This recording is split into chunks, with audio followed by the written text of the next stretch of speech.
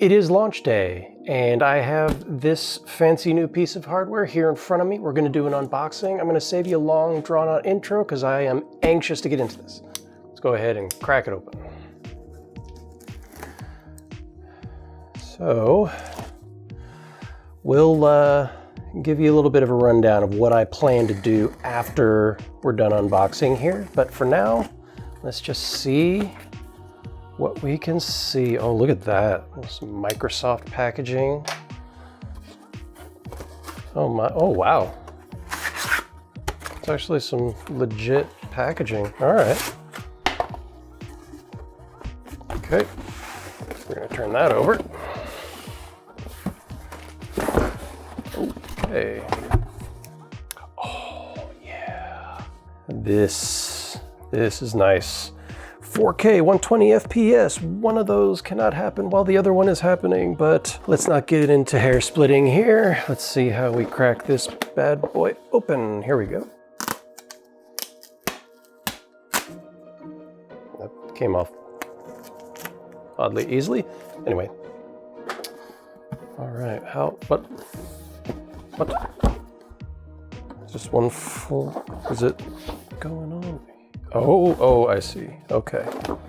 It's got multiple sticker flaps. Okay.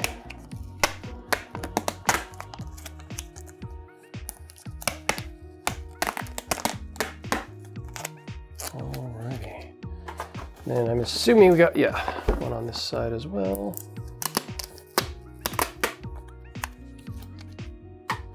Okay, and okay. Now it looks like it'll open up. And what do we got? Ta-da! Wow, that is really cool. Nice rigid foam. This thing definitely was not going to be harmed in travel. And okay, that is obviously the console itself. Let's go ahead and look into the periphery, see what we got. Okay, standard power cable, standard HDMI cable. Okay, what do we got here? Oh. Got ourselves, oh, some extra weight. Okay. Oh, I like that. It's got some grippiness to it, but it's still hard plastic. It's not like rubbery business. Let's see here. Okay. It looks like it'll use play and charge. So I have a play and charge battery. So I can just plug that into it. USB-C. Everybody needs to do this. See that, boys and girls? Everybody should be moving to this standard. This is just the standard that should be standard. But I mean, very nice. I mean, you know, they didn't reinvent the wheel, just added some tactile business. Buttons feel good. They feel like just good Xbox buttons. D-pad feels a little different, but not in a bad way. Standard buttons, so set that there. What else do we got? Instructions. And what do we have here? Something that looks like it was probably supposed to be attached to the console. What's going on here? Oh, just setup instructions. All right. And now, oh my God, it's heavy. You weren't kidding. Okay, I'll close this box since there's nothing left in here. Lovely packaging, by the way. All righty. So look at that. Power your dreams.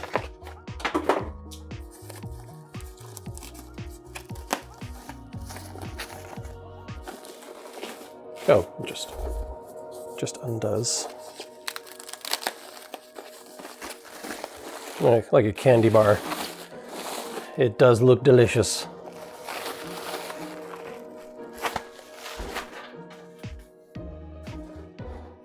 Oh man, look at that. Look at that. That is a chunky boy. Got the feet on the sides for side play. Ooh. That sync button's kind of squishy. Actually, it's very springy now that I think about it. Okay, what do we got here? We got everything that you could possibly want on an Xbox console. No, not really, but I mean, a reasonable amount of things. Set up to where it can be set on sideways orientation, which is probably how I'll have it. Or vertical for more of a thermal. Okay, you can actually see into the fan. The way they were showing it in pictures, it was like a solid green thing, like it was gonna be some sort of green mat or something. Okay, supposedly this thing comes apart easy, but we're not gonna do a teardown, at least not today. And oh, but we have one more thing. Yes, if you are a regular viewer of this channel, you know I could not get this fancy device. The 1 terabyte NVMe SSD storage expansion card designed specifically for Xbox. And go ahead and unbox this thing. Actually, it doesn't have peel away business like the other one thing does.